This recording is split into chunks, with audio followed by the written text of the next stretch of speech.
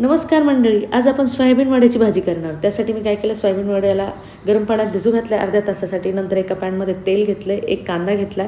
कांदा चांगला ब्राऊन झाला की त्यात खोबऱ्याचे काप घेतलेत 5 ते 6, ते पण ब्राऊन होईपर्यंत भाजून घेतले. नंतर घेतला एक टोमॅटो, तो पण भाजून घेतला आहे. नंतर 7 ते 8 लसूण पाकळ्या घेतल्या. 1 इंच अद्रक घेतलेली आहे आणि भाजून घेतल्यानंतर त्याचं वाटण करून घ्यायचं आपल्याला पाणी घालून.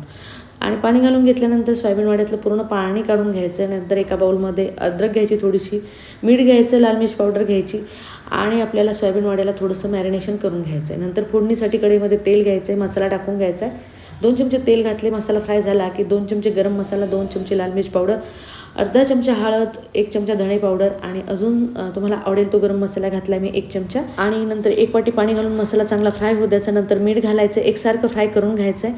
नंतर एका पॅनमध्ये आपण सोयाबीन वड्या फ्राय करून घेणार. त्यासाठी 1 चमचा तेल घातलं आणि मस्त फ्राय करून घेतलं आणि मसाल्यामध्ये पूर्ण टाकून घेतल्यानंतर 1 मिनिट परत फ्राय करून घ्यायचं आणि गरम पाणी 1 ग्लास घालून भाजीला उकळी येऊ द्यायची.